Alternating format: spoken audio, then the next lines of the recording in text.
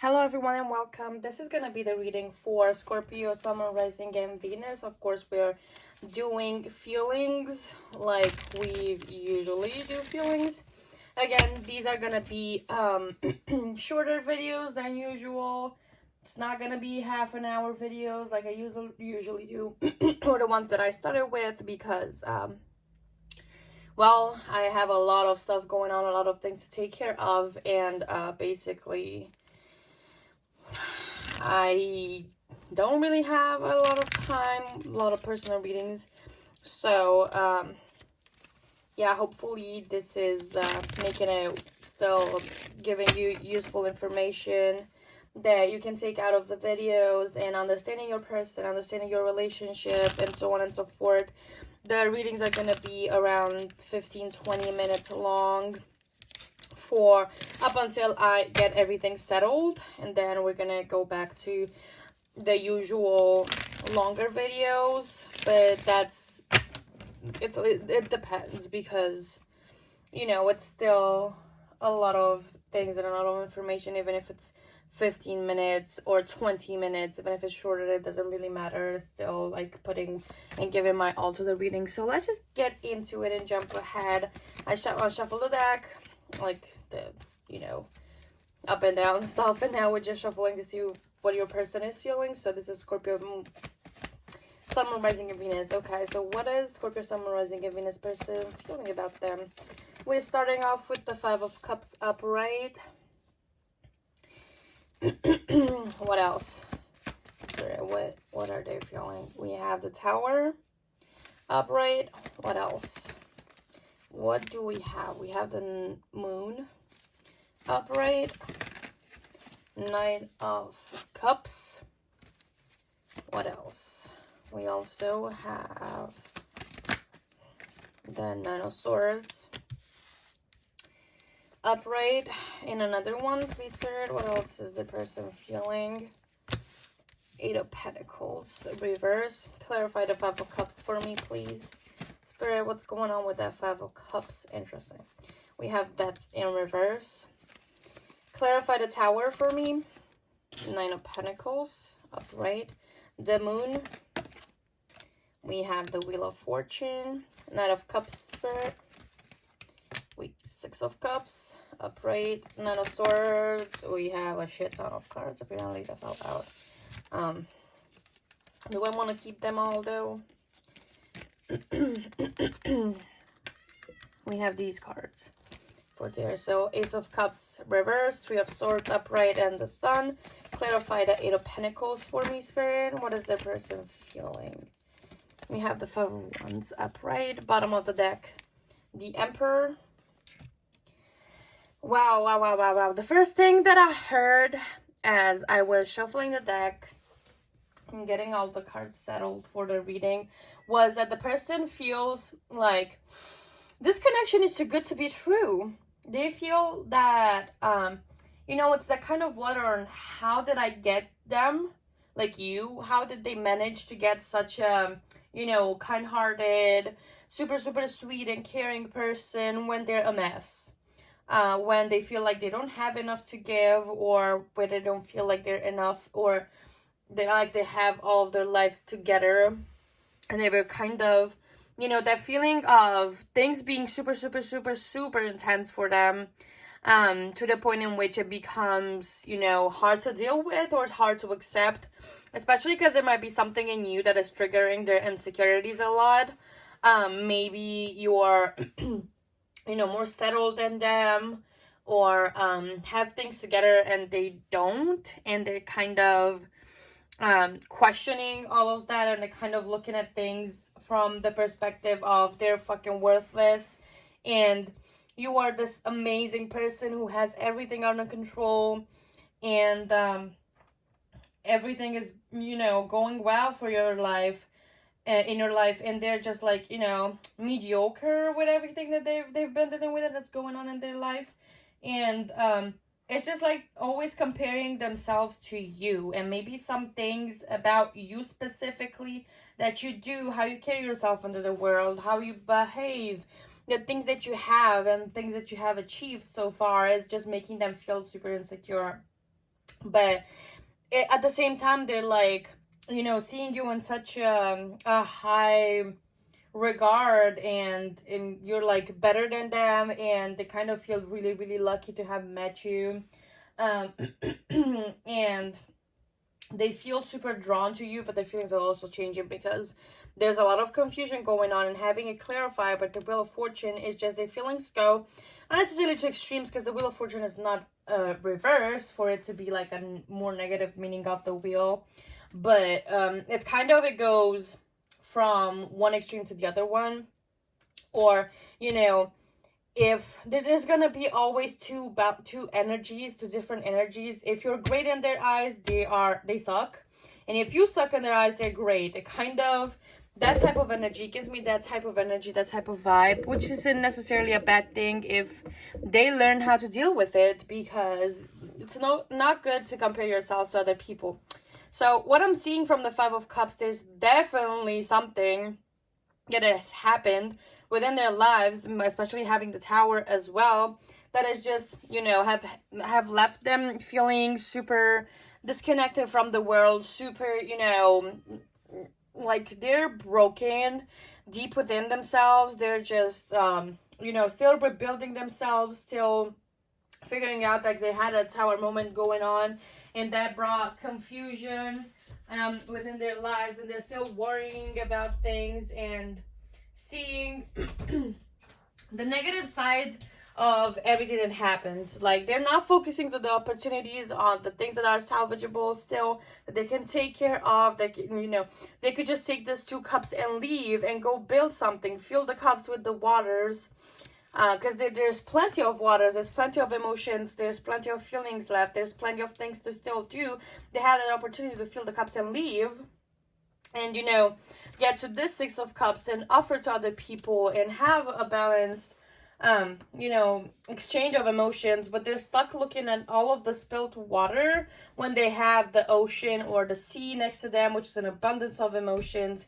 And it kind of feels like this little thing, you know, water of emotions is just polluting every single drop of the other sea that they have in front of them. It's like it's taking and it's giving a negative meaning to everything just because of those little, that little amount of water that has been spilled. And since water is about emotions, and Cups is also about emotions and feelings and intuition and all of that stuff, is just, it feels like they're just focusing on that, and there's like, oh my god, they see it as a disaster, because it makes sense with the Tower Dial. Like there's been something that happened in their lives that just, you know, they're broken hearted. Maybe they've experienced, you know, being cheated on in a relationship before, and they worried so much about being cheated on. And maybe they also have been, like, it might have been something that's perceived, an abandonment that's perceived, and losing their person. And, you know, the relationship that they've been in before, it just, they perceived all of these things, and then they thought of the worst, and the worst happened, and it left them heartbroken. And they're still healing from that stuff, because this has impacted them negatively. Like they feel a little bit closed off to love, and they're just now starting to open up, and things are starting to move towards different direction. Like this lack of clarity, the moon shining the light only on the darkness, and, you know, they're able to see things more clearly since they've met you. It's moving towards a positive direction. Like even if before they couldn't see all of that, now they're starting to have more clarity about where they're at with their feelings. And they're still not open to love. They're still closed off. They are afraid of getting their heart broken again. And with the death, there's like this this resistance to change, even though change has happened anyway. Maybe, you know, they didn't want to let go of that past relationship or that specific past event that has happened. And I'm saying past because there's the 6 of Cups is about familiarity, is about past people, is about something that happens in the past. And it's not negative because it's not you know, reversed, but still it has to do with somebody in the past. Something in the past definitely has happened, and they didn't want to let that go, even if, you know, it was already done and those are already over with the Tower. Like the Tower moment happened, and they still mentally, emotionally didn't want to let it go and continue on moving forward with their lives. And so they feel as though they're really, you know, destroyed within themselves and you have it all together. But the thing is that they appreciate the dynamics that they have in the relationship. Like, you're giving them hope with these two here. Like, you've given them hope with also having like the sun coming off after rain. And you know, it's like them having their hearts closed off and not allowing emotions to be, you know, shown to the world and keeping it all to themselves. And then it's just like raining, it's a new water, it's like cleaning up, you know, like sitting into the rain, you feel like you're purifying yourself. And it's like more emotions, there's an abundance of emotions to the rain, you know. There's, you know, when it's too much emotion going on, like it's raining too much, it can be destructive. But it's like they're letting their emotions out slowly, whether it be negative or positive, thanks to you.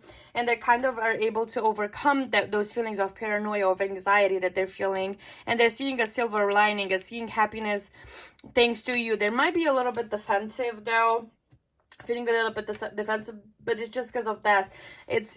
They might still be healing at the moment, so they're kind of dealing with themselves. Maybe they're not in the right headspace or in the mindset or ready for a relationship, or at least that's how they see themselves.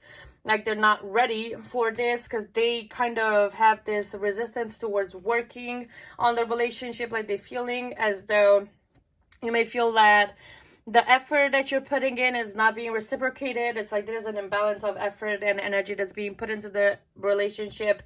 And it's like they either, with the Eight of Pentacles, may tend to do too much, like overly do within the relationship, like show up too much and be like clingy, or invest way too much way too soon into relationships. And because they feel like they need to prove their worth, they feel like they need to make other people see who they are, that they're worthy, that, you know, that they're worth being with, they're worth being committed to. It's just like always proving other people. They can go to that extreme, or it can go to the extreme of completely refusing of, you know, trying to work on things, on investing energy, being super detached, and not showing up for the people that they supposedly love. And you know, it's just this defensiveness that's showing up. Like, it may also be like they want to fight with you, and, you know, for you, there's like this drive as well, but it also comes off as being super argumentative and, you know, always having an excuse for their behavior. But it's just because they've been through a lot and they still haven't fully healed yet, because we have like, you know, we have the Emperor here. Like, they're showing up as they're stable, they're showing up that they can give you this much, they can invest, they can, you know, offer, they have a lot of things to offer, they can show up for you, right? And protect you and be, you know, a provider. But deep down, they're misusing all of their energies. They're not investing it right. They're not focusing on their healing. They feel left out in the cold. But, you know, it's kind of a process that they're going through right now, because they need to let go of all of that has happened in the past to them.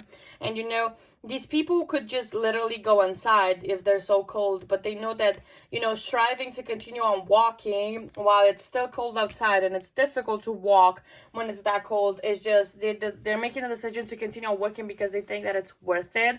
So it's kind of, they're in their own world, their own journey right now. And if you feel a little bit disconnected from you, it's nothing to take personally, because I do feel like this person is really, you know, is seeing you as worthy, is really, you know, seeing you as in really high, holding you in high regards and having a really good impression of you. They feel really connected to you and they want to offer you the love, but there's a lot of things that are blocking them right now from doing that. Like, it's keeping them from coming forward with that love offer, because they're dealing with so much. They have a lot on their plate. They just simply don't know how to fix this.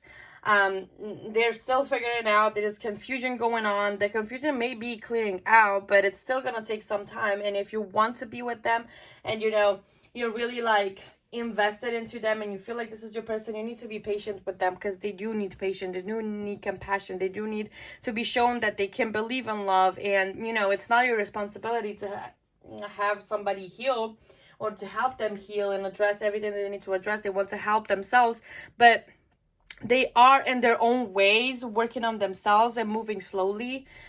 because, you know, while you may not see a lot of progress, they do see it and they do feel it, and they do know that they're making some type of progress towards, you know, becoming a better version of themselves and showing up for you the way that you deserve, because they know that you're like a prize. They see you as somebody that they can, you know, have a beautiful life with, and they feel really connected to you, like you've known each other, you feel very familiar to them. And so they're kind of working towards releasing all of those things from their past so they can be with you and show up for you in the way that you deserve. Let's see with the channel messages. Did I bring the deck here? Yes, I did. I was wondering if I, you know, brought the deck. Let's see a few channel messages from your person. Then, of course, 2 romance angel cards and the relationship one. Spirit, please, what would the person say if they could be completely honest? Give me, I don't know how many. I think it's enough. I'm not entirely sure. Let's position them on the table. Are you thinking of me? Then we have, I miss the good times we shared.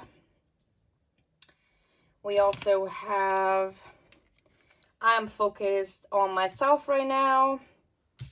You are my heaven on earth. And then I want to reach out. Maybe this could be a person from the past.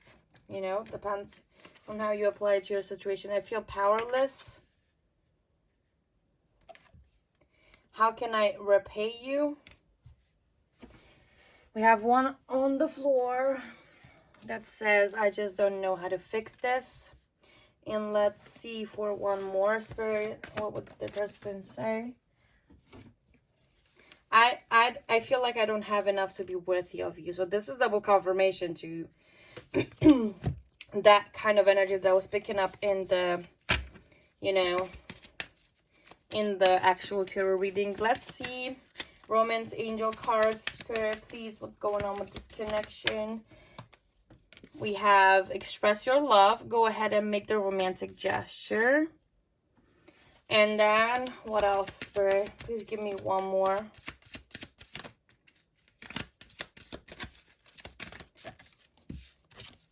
We have let go of control issues. Allow the situation to unfold naturally.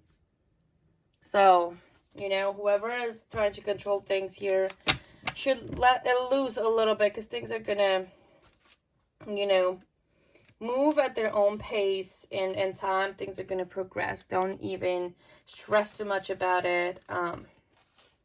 We're gonna pull the getting into the vortex card now.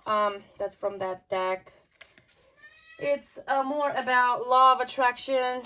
You know, it's phrased that way. It's based on law of attraction and what you can do for your relationships, all that stuff. It's kind of advice or where to look into, but for all of my law of assumption people that are watching this, just, you know, ignore it and replace attraction with assumption. Take whatever you need from the message and leave the rest, basically, because there's no point in stressing too much about it. I didn't know it was law of attraction based when I bought the deck, so you know. We have others' opinions are less important than my personal guidance system. You did not intend to use the opinions of others to measure against your beliefs, desires, or actions in order to determine the appropriateness of them. Instead, you knew and still remembered long after you were born that it was the relationship between the opinion or knowledge of the source within you and your current thoughts in any moment that would offer you the perfect guidance in the form of your emotional guidance system. Okay. So yes, this makes sense. Translating it into law of assumption, emotions are a really good identifier for, you know, seeing what state you're in. Also thoughts as well. But it's a really good, you know, compass to use to see where you're kind of at emotionally and what state you're in based off your emotions or what you're feeling, what you're thinking. So I hope this reading was informative and it was helpful for you. And if you did, I'm so happy that it was, you know, that it resonated, that it was helpful, and was able to provide you some clarity. Thank you so much for being here and for supporting me. I appreciate it dearly. And again, I apologize for not being able to record more often, or for being inconsistent with the time that I post. I don't have a schedule. I do it whenever I have time to. And I hope things will settle really, really soon, and I'm able to do more longer videos, and, you know, give you as much guidance as I can. Thank you so much for being here and for listening. I will see you in the next one. Bye.